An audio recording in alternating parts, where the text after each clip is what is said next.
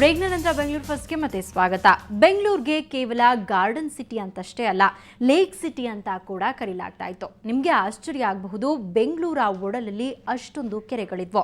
ಆದ್ರೀಗ ಒಂದೊಂದಾಗಿ ಕೆರೆಗಳು ಮಾಯವಾಗ್ತಿವೆ. ಅಳಿದುಳಿದ ಕೆರೆಗಳ ಒತ್ತುವರಿಯೂ ನಡೆದಿದೆ. ಹಾಗಾದ್ರೆ ಸದ್ಯ ಇರೋ ಕೆರೆಗಳೆಷ್ಟು, ಅವುಗಳ ಸ್ಥಿತಿಗತಿ ಹೇಗಿದೆ ಅಂತ ಬನ್ನಿ ನೋಡೋಣ.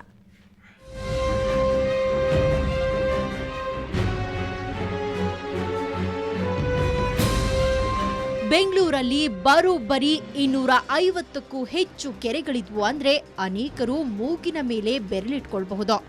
ಆದ್ರೆ ದಿನಗಳು ಉರುಳಿದಂತೆ ಕೆರೆಗಳು ಮಂಗಮಾಯವಾದ್ವು. ಇದ್ದ ಬದ್ದ ಕಡೆಗಳಲ್ಲೆಲ್ಲ ಬೃಹತ್ ಕಟ್ಟಡಗಳು ತಲೆ ಎತ್ತಿ ಲೇಕ್ ಸಿಟಿ ಕಾಂಕ್ರೀಟ್ ಕಾಡಾಗಿ ಹೋಯ್ತು. ಈಗ 189 ಕೆರೆಗಳು ಮಾತ್ರ ಉಳಿದಿವೆ. ಆದ್ರೆ ಅವುಗಳ ಸ್ಥಿತಿ ಕೂಡ ಕೇಳೋದೇ ಬೇಡ. ಕೆರೆಗಳ ಜಾಗ ಅದೆಷ್ಟು ವೇಗವಾಗಿ ಒತ್ತುವರಿಯಾಗ್ತಾ ಬಂತು ಅಂದ್ರೆ, ಒಂದು ವಾರದಲ್ಲಿ ಕೆರೆಯ ಜಾಗದಲ್ಲಿ ಅಪಾರ್ಟ್ಮೆಂಟ್ಗಳು ಎದ್ದು ನಿಲ್ಲೋಕೆ ಶುರು ಮಾಡಿದ್ವು. ಈಗ ಉಳಿದಿರುವ 189 ಕೆರೆಗಳನ್ನ ಬಿಬಿಎಂಪಿ ಹಾಗೂ ಬಿಡಿಎ ವ್ಯಾಪ್ತಿಗೆ ನೀಡಲಾಗಿದೆ. ಒಳಚರಂಡಿ ನೀರು ನೇರವಾಗಿ ಕೆರೆ ಸೇರಿ ಇದ್ದ ನೀರು ಕೂಡ ಕಲುಷಿತವಾಗಿ ಹೋಗಿದೆ. ಎಷ್ಟೋ ಕೆರೆಗಳು ಉಪಯೋಗಕ್ಕೆ ಬಾರದಾಗಿವೆ. ಅದಕ್ಕೆ ತುಂಬಾ ಒತ್ತುವರಿಯಾಗಿದೆ. ಈ ಒತ್ತುವರಿನ ತೆಗೆಯುವಂಥದ್ದು ತುಂಬ ಕಷ್ಟದ ಕೆಲಸ ಇದೆ. ಅದನ್ನು ಮಾಡ್ತಾ ಇಲ್ಲ.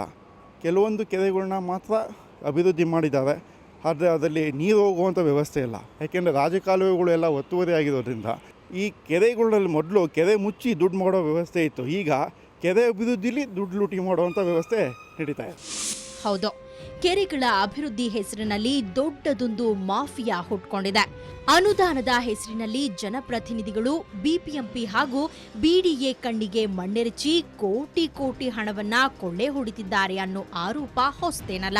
ಕೆರೆಗಳ ಅಭಿವೃದ್ಧಿಗೆಂದು ಬಿಬಿಎಂಪಿ ಹಾಗೂ ಬಿಡಿಎ ಸುರಿದ ಕೋಟಿ ಕೋಟಿ ಹಣ ಇನ್ಯಾರದ್ದೋ ಜೇಬನ್ನ ಸೇರ್ತಿದೆ. ಕೆರೆಗಳ ಅಭಿವೃದ್ಧಿ ಬಗ್ಗೆ ನಿರ್ಲಕ್ಷ್ಯ ವಹಿಸಿರೋದ್ರಿಂದ ಅಂತರ್ಜಲ ಮಟ್ಟ ಕೂಡ ಕುಸಿತಾ ಇದೆ.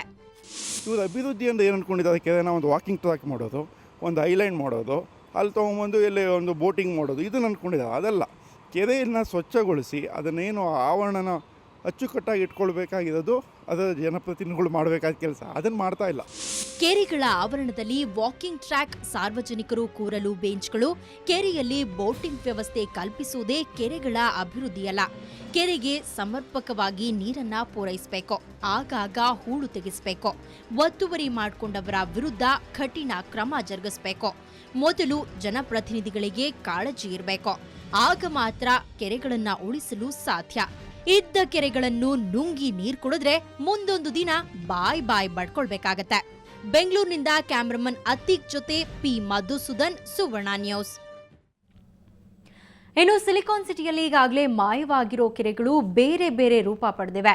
ಹಿಂದೆ ಕೆರೆಗಳಿದ್ದ ಜಾಗದಲ್ಲಿ ಈಗ ಏನೇನಿದೆ ಅನ್ನೋದನ್ನ ನೋಡೋಣ. ಹಿಂದೆ ಸೂಳೆಕೆರೆ ಇದ್ದ ಜಾಗದಲ್ಲಿ ಇವತ್ತು ಫುಟ್ಬಾಲ್ ಸ್ಟೇಡಿಯಂ ಇದೆ. ಇನ್ನು ಅಕ್ಕಿತಿಮ್ಮನಹಳ್ಳಿ ಕೆರೆ ಕಾರ್ಪೊರೇಷನ್ ಹಾಕಿ ಸ್ಟೇಡಿಯಂ ಆಗಿದ್ರೆ, ಸಂಪಂಗಿಹಳ್ಳಿ ಕೆರೆ ಕಂಠೀರವ ಸ್ಪೋರ್ಟ್ಸ್ ಕಾಂಪ್ಲೆಕ್ಸ್ ಆಗಿ ಪರಿವರ್ತನೆಗೊಂಡಿದೆ. ಇದು ಇವತ್ತಿನ ಬೆಂಗಳೂರು ಫಸ್ಟ್ ನೇರ ದಿಟ್ಟ ನಿರಂತರ ಸುದ್ದಿಗಾಗಿ ನೋಡ್ತಾ ಇರಿ ಸುವರ್ಣ ನ್ಯೂಸ್.